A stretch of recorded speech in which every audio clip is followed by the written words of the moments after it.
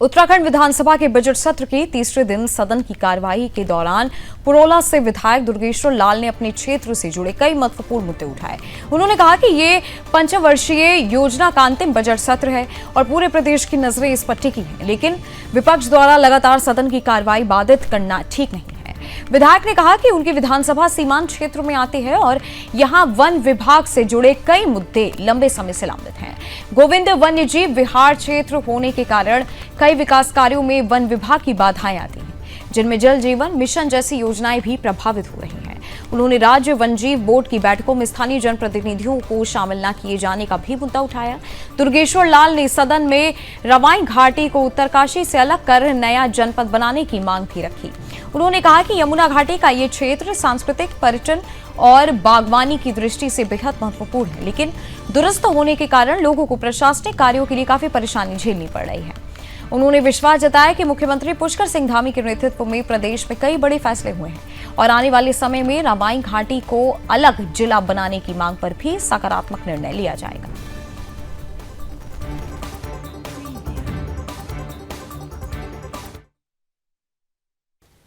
देखिए, ये जो विधानसभा सत्र है, इस पंचवर्षीय योजना का अंतिम सत्र है, जो बजट सत्र है। इस सत्र में पूरे प्रदेश की निगाहें टिकी है, लेकिन मैं कहना चाहूँगा कि जिस तरीके विपक्ष के लोगों ने पूरे अभी तीसरा दिन है, पूरे जिस तरीके से उन्होंने जो है सत्र को बाधित करने का काम किया है, तो ये बेसिकली बिल्कुल भी टॉलरेबल नहीं है।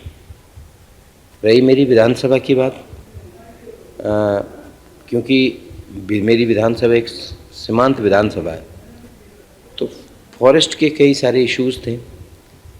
मैंने एक जो है लीज का जो इशू था, उसका क्वेश्चंस भी लगा रखा है, क्योंकि जो लीज थी वो रिन्यू नहीं हो पाई है।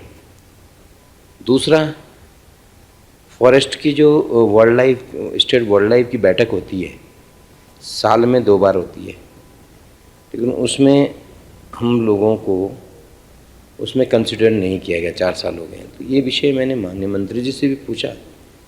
क्योंकि देखो, मेरा जो विधानसभा क्षेत्र है एक तरीके से पूरा फॉरेस्ट क्षेत्र में, गोविंद वन्य जीव विहार क्षेत्र है, वहाँ सेंचुरी क्षेत्र वहाँ पे, तो हमारा कहने का मतलब था कि भाई जो वहाँ की समस्याएं हैं, तो लोकल जनप्रतिनिधि अगर प्रतिभाग नहीं करेगा तो उन समस्याओं का निराकरण कैसे हो पाएगा, क्योंकि उसमें चीफ सेक्रेटरी भी बैठता है, सचिव वन भी बैठता है, हॉप भी बैठता है, डायरेक्टर भी बैठता है और चीफ कंजर्वेटर भी बैठता है, तमाम लोग जो है चीफ वाइल्ड लाइफ भी बैठता है।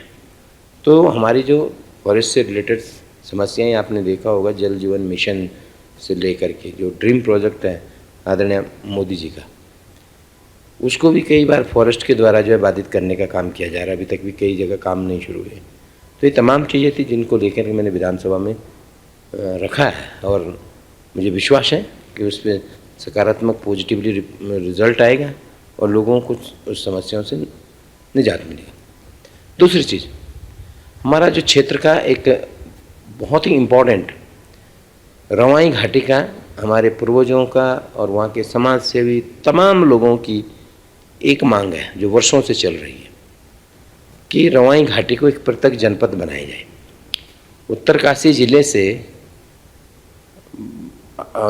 से एक पृथक जनपद रवाई घाटी को बनाया जाए, क्योंकि जो रवाई क्षेत्र है, यमुना घाटी है, यमुना जो घाटी है वो बेसिकली अपने आप में उसकी अलौकिक संस्कृति है, अलौकिक धरोहर है और साथ साथ हमारा बागवानी क्षेत्र भी है, टूरिज्म क्षेत्र है और पर्यटक दृष्टि से अगर देखा जाए तो आपका यमुनोत्री का जो 4 धाम यात्रा का जो प्रथम पड़ाव है उसी क्षेत्र में पड़ता है।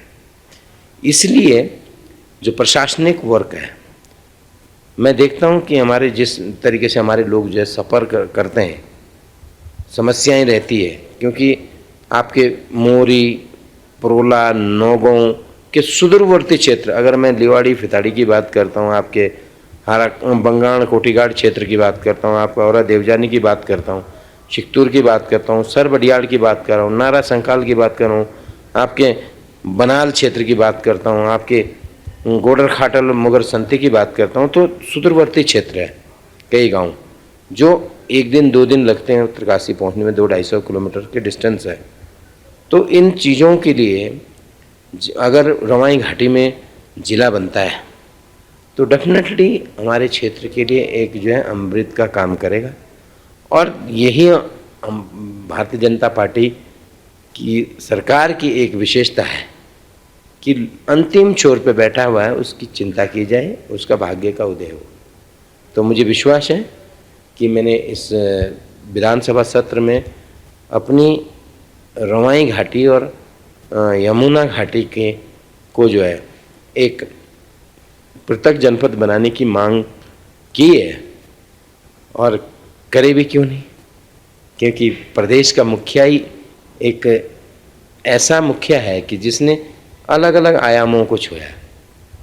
आप देख सकते हैं जिन्होंने नए नए कानून बनाए हैं, चाहे धर्मांतरण हो, और यूसीसी यूनिफॉर्म सिविल कोड बनाने वाला पहला प्रदेश उत्तराखंड है। नकल विरोधी सशक्त कानून बनाने वाला प्रदेश उत्तराखंड है। तो so many thing it happen, तो पुष्कर धामी है तो मुमकिन है। और मुझे लगता है कि हमें बहुत जल्दी जिले का भी तोहफा मिलेगा।